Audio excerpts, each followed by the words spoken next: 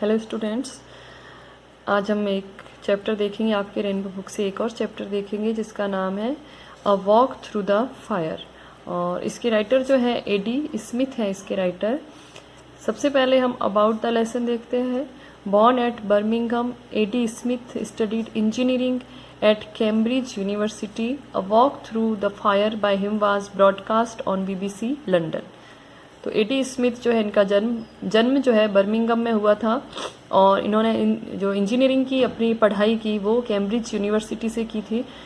A walk through the fire जो इनके द्वारा लिखा गया है, इसका प्रसारण जो है बीबीसी लंदन द्वारा किया गया था। This lesson is a realistic account of the authors on experiences as a British army soldier during his posting at Hyderabad in India. ये पाठ जो है ये वास्तविक विवरण है। रियलिस्टिक अकाउंट यानी वास्तविक विवरण दिया गया है लेखक के द्वारा, ऑथर का खुद का एक्सपीरियंस जो है, अनुभव जो है, जब वो ब्रिटिश आर्मी में एक सोल्जर के पद पे थे, सैनिक थे, और उनकी पोस्टिंग जो है भारत में हैदराबाद नामक स्थान पर थी। उस समय के दौरान जो उनका खुद का एक अनुभव था, एक्सपीरियंस था, उसका उन्होंने वास्तविक विवरण इस पाठ में दिया है। He recounts here how an elderly Indian whom he found lying wounded by the roadside gave him several surprises one after another by way of his mysterious behavior, remarks, and above all his walk through the fire.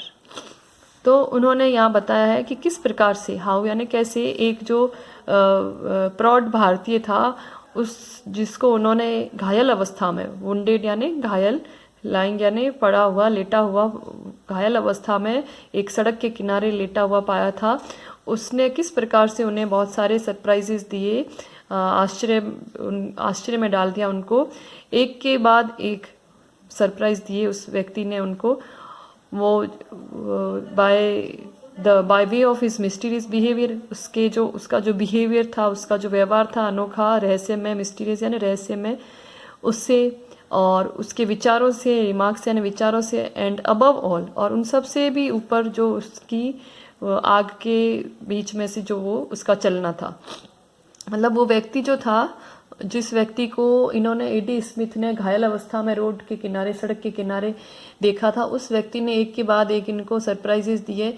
जैसे उस अपने व्यवहार से उनको surprised किया AD Smith को उस व्यक्ति ने, और अपने विचारों से सरप्राइज्ड किया, और सबसे ज़्यादा जो वो सरप्राइज्ड हुए उस व्यक्ति से, वो इस बात को लेकर के हुए कि किस प्रकार से वो व्यक्ति जो है आग के बीच में से होकर के चला था।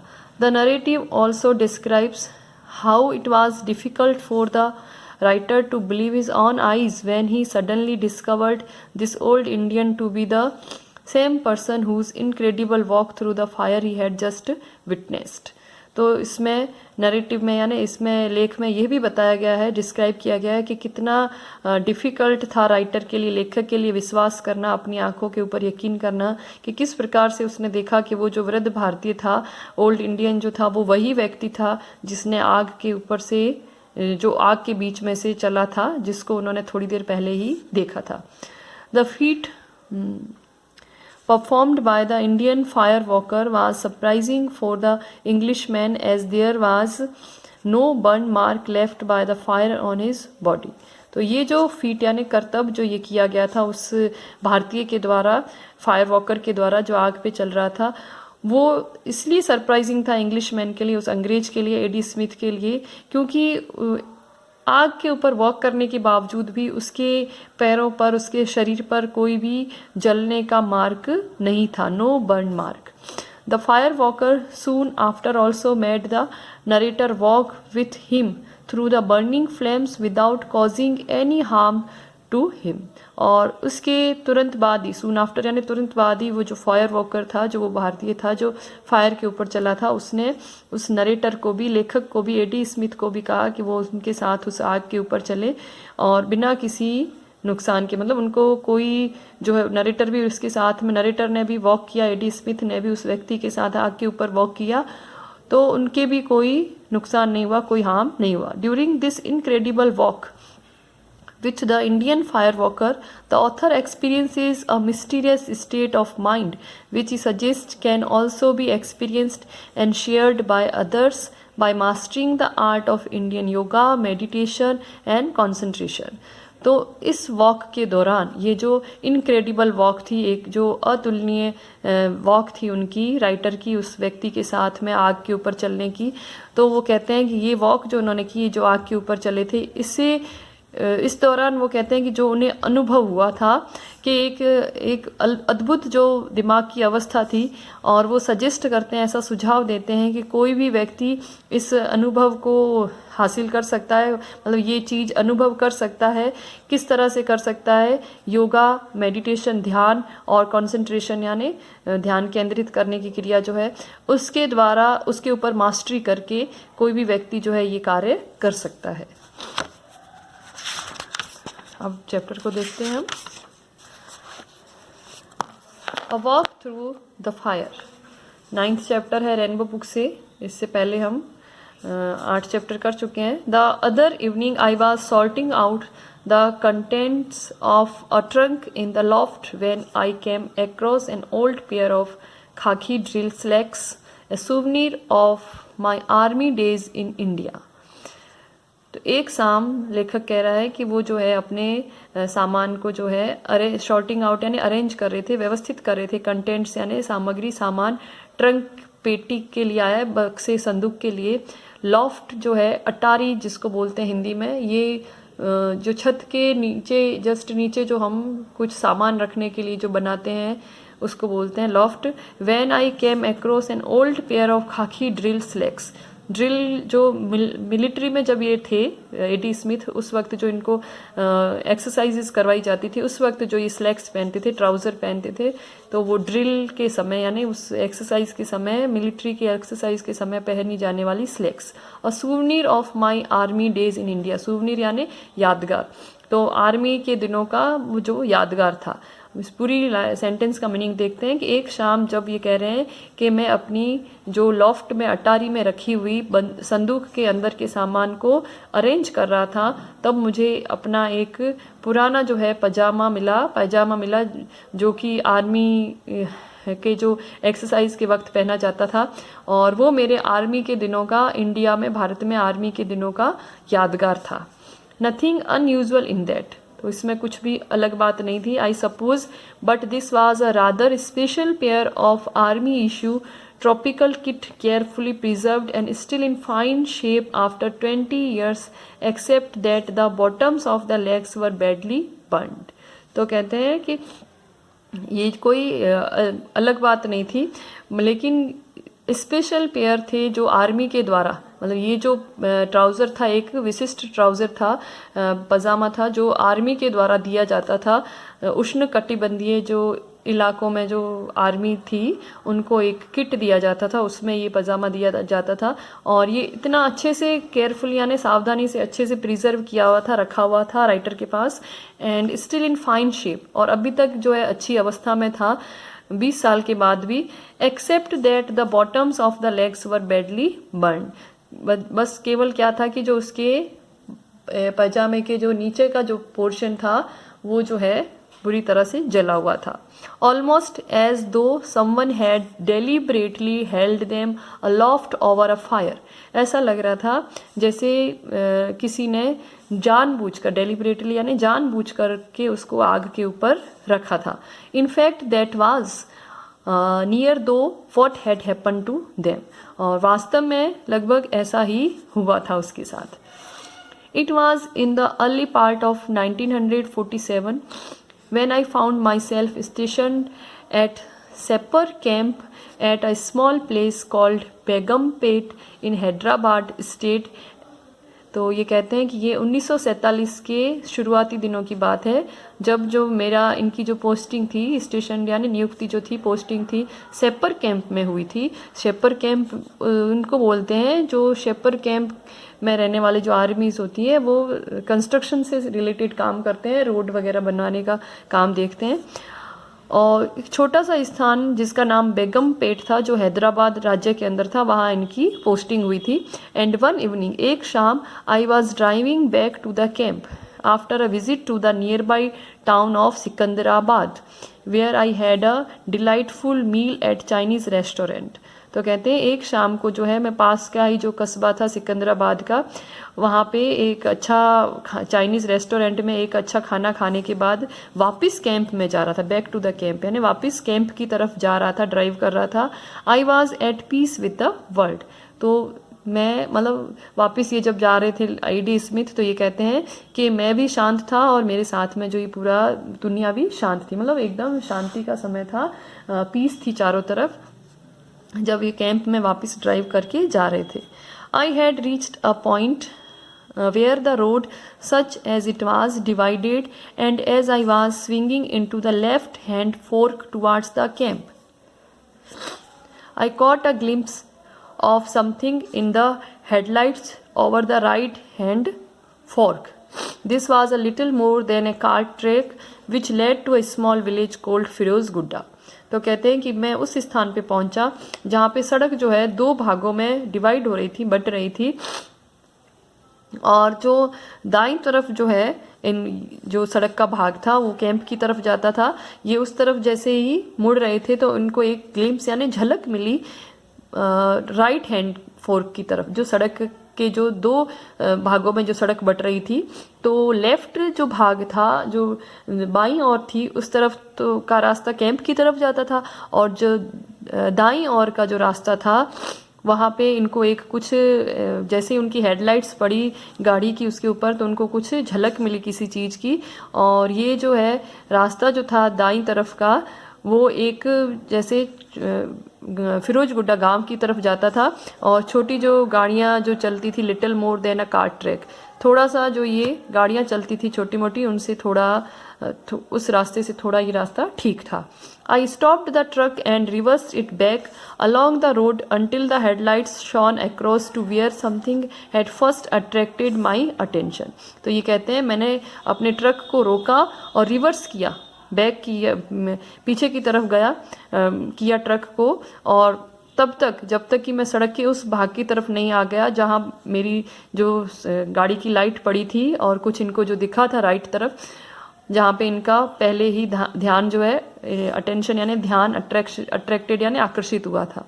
तो कहने का मतलब है कि जब A.D. स्मिथ जो है लेफ्ट जो फॉर्क था उस तरफ जा रहे थे, मतलब जो सड़क के बाईं ओर जा रहे थे, तो उनके गाड़ी की जो लाइट पड़ी दाईं ओर, तो उनको कुछ लगा कि वहाँ पे कुछ है, तो वो वापस रिवर्स किया उन्होंने गाड़ी को और उस स्थान पे वापस पहुँचे जहाँ पे उनको फर्स्ट बार उनको कुछ दिखा था.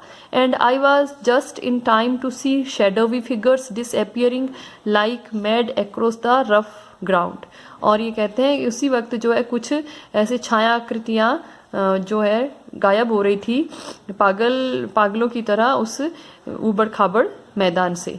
मतलब वहाँ पे कुछ लोग थे जो इनको देख करके भाग रहे थे, इनको देख करके A.D. स्मिथ को, तो वो जो है अंधेरा था इस वक्त, इसलिए इनको ऐसा कुछ शेडोवी फिगर्स लग रहे थे.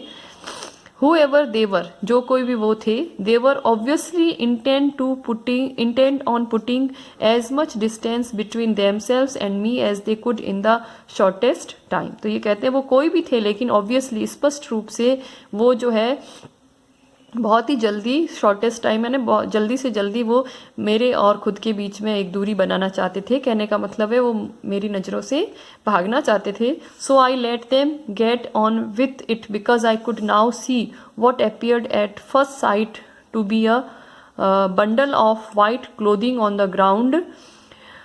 But what on closer inspection turned out to be an elderly Indian. तो कहते हैं कि मैंने भी उनको जाने दिया क्योंकि अब मैंने देखा कि जो पहली जो मेरी नज़र पड़ी थी वहाँ पे एक वाइट सफ़ेद कपड़ों का जो बंडल मुझे लग रहा था, गंठरी लग रही थी ग्राउंड के ऊपर. लेकिन ये कहते हैं जब मैंने क्लोजर इंस्पेक्शन किया, पास में जाकर के देखा, तो पता चला कि वो एक वृद्ध भारतीय था.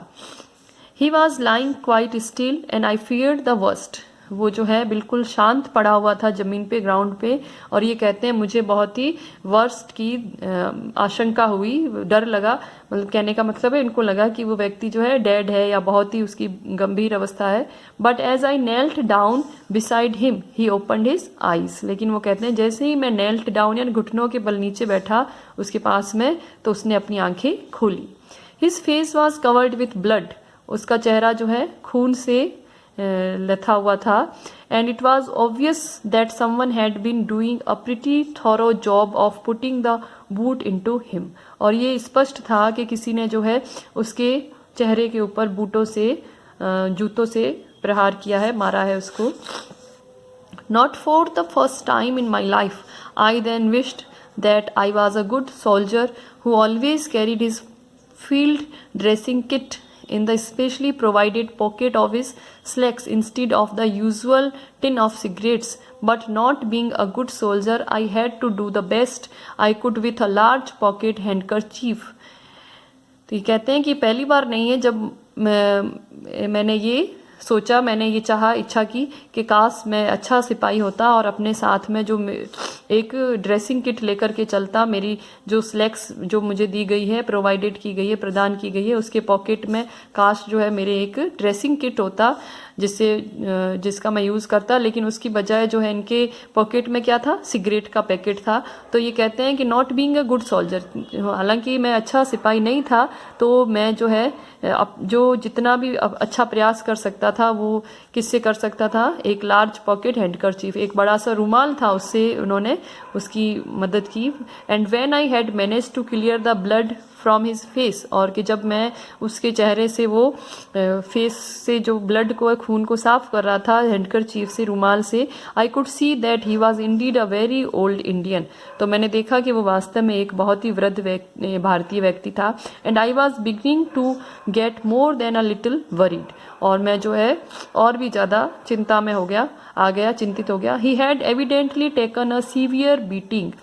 तो स्पष्ट रूप से उस व्यक्ति को बहुत सीवियर यानी बहुत जोर से मारा गया था। And I didn't want to move him because I did not know what internal injuries he might have. और ये कहते हैं कि मैं उसको मूव नहीं करना चाहता था, हिलाना नहीं चाहता था, छेड़ना नहीं चाहता था, क्योंकि मैं नहीं जानता था कि उनकी आंतरिक इंजरी भी हो सकती है, आंतरिक जो रूप से भी कोई चोट लगी हुई हो सकती है। On the other hand I didn't feel I could leave him, और दूसरी तरफ मैं उनको अकेला भी नहीं छोड़ सकता था। Where he was while I drove on to the camp for help, कि उनको अकेला छोड़ करके कैंप की तरफ भी सहायता के लिए नहीं जा सकता था। तो कहने का मतलब है कि ऐसी स्थिति थी कि एडी स्मिथ को लगा कि इस व्यक्ति को मैं हिला भी नहीं सकता हूँ, क्योंकि हो सकता है कि इसको इतना जोर से मारा गया है, तो हो सकता है इसके कोई इंटरनल इंजरी हो, कोई आंतरिक चोट हो और वो ज़्यादा बढ़ जाए। और दूसरी तरफ उसको छोड़ के कैंप की तरफ सहायता के लिए भी नहीं जा सकता, अकेला छोड़ करके भी, क्योंकि उसकी ऐसी अवस्था उनको लग रही थी गंभीर। इनफैक्ट वास्तव में I didn't know what to do, मैं नहीं जानता था कि क्या किया जाए। And on that he stood up, और उसी वक्त वो व्यक्ति जो है खड़ा हो गया।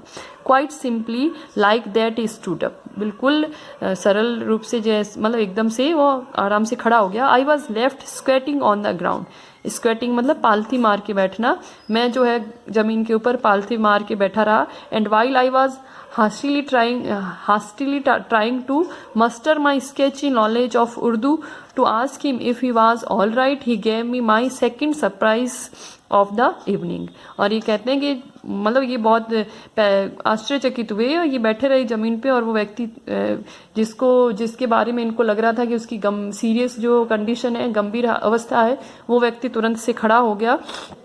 और ये कहते हैं कि मैं मुश्किल से जो है कोशिश कर रहा था अपना जो अधूरा जो नॉलेज है, स्केच यानी अधूरा जो ज्ञान है उर्दू के बारे में, उसको एकत्रित करके, उसको इकट्ठा करके पूछने की कोशिश कर रहा था कि मतलब आप कैसे हो। तभी जो है उस व्यक्ति ने इनको दूसरा सरप्राइज दिया उस शाम का, thanking me in perfect English. उस व्यक्ति ने कैसे सरप्राइज दिया इनको, एकदम सही अंग्रेजी में उनको धन्यवाद बोलते हुए। फॉर माई टाइमली इंटरवेंशन, कि उन्होंने सही समय पर जो इंटरवेंशन किया, मतलब वो सही समय पर आ गए एडी स्मिथ, इसलिए उस व्यक्ति ने उनको धन्यवाद दिया और इंग्लिश में धन्यवाद दिया। तो एडी स्मिथ कहते हैं कि उनको दूसरा आश्चर्य हुआ। पहला आश्चर्य कौन सा हुआ, जब वो उठ के एकदम से एक व्यक्ति खड़ा हो गया, और दूसरा आश्चर्य तब हुआ जब उसने परफेक्ट इंग्लिश में उनको धन्यवाद दिया। Those were the words he used and you can imagine how incongruous यानी unmatched, मतलब जो मैच नहीं करते। They sound coming from a ragged, barefoot Indian whose worldly possessions seemed to be tied in the usual mysterious bundle somewhere in his dhoti.